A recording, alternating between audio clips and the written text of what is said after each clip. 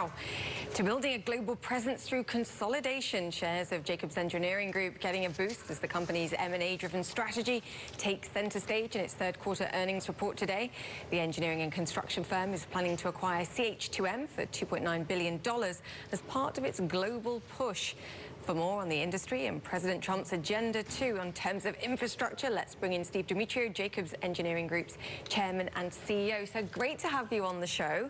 Just looking at some of the details of this deal in particular, which is quite fascinating for many reasons. It takes your company's expertise in water system upgrades and building and infrastructure to around just over 30% of your revenues. What is the growth opportunity in water here that you see? Yeah, the growth opportunity for water is tremendous. Late last year, we completed a strategy, and our top priority was to grow in water. We already have water capability, but now we're acquiring the industry leader in global water with CH2M, where they bring cutting-edge technology and capabilities in a variety of water sectors, but especially in state and local municipalities. And combining with Jacobs now creates a tremendous opportunity because we bring a global platform into private sectors, petroleum, chemicals, mining. And if you just take the refining industry, for example, we're an industry leader. We're going to take their capabilities, bring it to that sector to drive clean water solutions, improve the environment, and at a cost that is significantly lower than it's been in the past. Talk about the urgency of why now. Why is water such a critical part of your business at this moment? Look, the world's population is growing. There's a scarcity of water around the world. There's an aging water infrastructure. And so, but combining our two companies is now going to create the opportunity to not only solve the problems, but actually anticipate our clients' needs in a way that hasn't been solved before. So when I look at their business in particular, a lot of their revenues are generated by government contracts. And I wonder about the timing of this deal, too. Did you see that $1 trillion infrastructure announcement by Donald Trump and go, aha, we can monopolize on that? Yeah, look, I don't have any special insight on how the trillion-dollar plan is going to play out. But clearly, we see infrastructure growing significantly. Right. And we see it being driven by urbanization, emerging economies on a global basis. And so as we look to take the combined companies around the world, we're excited about the opportunities. One specific area that we think is going to be tremendously a growth opportunity is around smart infrastructure. And so smart cities, smart buildings, smart highways, and we have a tremendous opportunity to grow in that area. Have you engaged with anyone in the federal government or the state government or the municipal government on this? Look, we have a large presence in government business today with our aerospace and technology business. We worked with the likes of NASA and Department of Defense.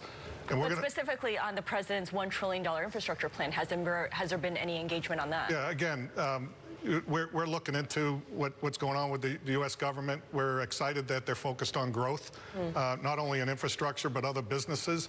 But again, I want to emphasize this is happening globally, and there's a pent-up demand for infrastructure because of growing population and aging infrastructure. And so we just see a tremendous opportunity to grow. How quickly do you think this kind of infrastructure spend can happen here in the United States? Firstly, when you look at the government and the progress or non-progress they're making in other areas. And I guess my second question would be, as you said, this is a global opportunity. So compare the United States to other countries around the world where you operate. How difficult is it to get things done, whether it's red tape, whether it's environmental protection issues? Or NIMBY, for that matter. Yeah. How difficult is it on a Well, first of all, on your first question, it's growing significantly already in the U.S. and around the world. Specifically, in the U.S., for example, and you look at the wins that we've had over the last 12 to 18 months, we've had 9 quarters in a row of backlog growth. We're seeing 30% growth in our buildings and infrastructure sales, and CH2M is enjoying the same sort of trends. And so again, the ability to combine the best of these two companies is going to create a company that doesn't exist today to go after those opportunities. Now, when you look at around the world, we announced a couple of months ago a joint venture to work with the Saudi government to advance their Vision 2030, to diversify from oil into entertainment cities and smart cities and hospitals and medical facilities, education. And so that's another example of many of how it's happening everywhere in the world. But isn't that kind of an argument for saying that the private sector is going to do it quicker than the government will ever get to do this? Like you've announced that big deal. You look at some of the private equity names like Blackstone, they came in and announced this infrastructure fund. The private sector's doing it before the government. Well, it's a combination of both. If you look at Australia, we have a big relationship with a consortium that's putting a $30 billion smart city, the Australian Education City outside of Melbourne. And that's a combination of public and private funding. And again, that's a tremendous opportunity for us to diversify the services with both CH2M and Jacobs, where we're talking about 80,000 residents, 50,000 students, a smart city that's going to take education and innovation districts to connect students and businesses around the world. Steve, let me just ask you, is Jacobs interested in participating in the building of the wall between U.S. and Mexico? You know, I would rather not comment on that because it's not sort of what we're focused on. Again, we're focused on global opportunities where we can solve problems and really anticipate the solutions of anticipate the needs of our clients. And that really doesn't exist today in our industry. Our industry's been built around the clients coming to us, laying out specification, giving us their requirements. And what we're going to do is take it to a new level where we're going to help them anticipate their needs and bring them proactive solutions to drive, whether it's infrastructure or any of the other diversified markets we're in. It's exciting times.